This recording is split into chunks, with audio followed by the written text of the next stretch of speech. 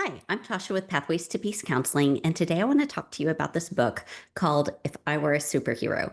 So, this is a short story and it has a full counseling game on the back cover and with 48 game cards. And so, we're going to get into the details about what makes this resource special and how you can use it to help kids. My primary objective with making this game would be to help kids who have been through trauma. There's all sorts of big emotions, sometimes dissociation, repression. There's somatic symptoms. There's so many different things that go into treating children who have had trauma. And, talking about it, like TFCBT, we know is highly effective. But it's also very stressful and difficult to like sit down and write out your entire trauma narrative. But, there's other things that we can do, incorporating storytelling and metaphors and all these things that we can do to give kids a sense of control and to help them process things in little bite-sized pieces so they don't have to take off the whole chunk all at once. Let's talk about this book. It just says if I were a superhero, there's different things that I would do, right? Like, and you'll find kids will have reactions to different things. Some things they'll be like, no big deal. This one doesn't really apply to me. But other things you'll see a big reaction, like, that's what I would do. And it opens the door for kids to use their own creativity because it throws out some ideas. If I were a superhero, these are some things that I would like to do. Like, what kind of superpowers would I want to have? Where would I want to go? What would I do to make the world a better place? So, it talks about being able to fly above all the problems of the world. It talks about being able to capture the bad guys and deal with some of the, crime and things that happen in the world. Talks about protecting children. It talks about making sure that monsters can't get in the house. And pro tip, sometimes the monsters are real, but they are people who do really horrible things, right? Saving people from a fire, or, you generalize that to other issues that kids might be needing rescued from. Um, Talks about being able to run away faster than what the dinosaurs can get them. Talks about being able to drop candy from the sky. And so being able to offer something, a blessing, a gift to people. And then let's see, standing up to bullies, and then we talk about safety. It's always important to have a safe place that you can go.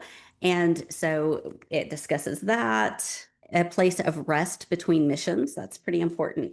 So in the end, it's these superheroes are going to make the world a better place.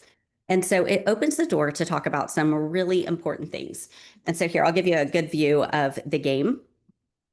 So here is the game board. And so we have all different game cards. And so it's going to talk about bullies.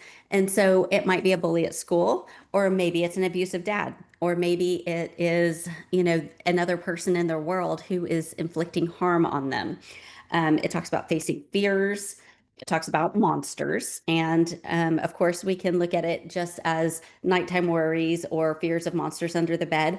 But we can also look at, do the monsters symbolize somebody else? And it could be one of the things that's so powerful about this resource is I've had many kids over the course of the years that I've done counseling who have experienced early childhood trauma, but they don't remember it, but the body remembers it, right? So, like for instance, say a child is sexually abused in a closet, and then they have a really big emotional response to closets. Like, closets are scary. I don't want to go in there. There's monsters in the closet, right? I mean, it's just a perfect example of they don't remember consciously the abuse that they suffered, but their body remembers and they have these traumatic reactions. This can really help. We treat the symptoms and we help them talk through how do we overcome those monsters in the closet? What kind of sense of safety can we get? And there's so much good that can be done with that. And then we talk about bad guys because kids who've been through trauma have a lot of times bad guys in their life. Now, not all trauma has bad guys. I mean, there's weather disasters, car wrecks, different things. And then we talk about being able to get to safety, being able to escape difficult situations. And then these cards are all about a safe place, a safe haven, where we can go to feel calm and at rest. And then we've got big issues the world is full of all sorts of big issues, right? And life storms. So it can kind of apply to lots of different types of trauma.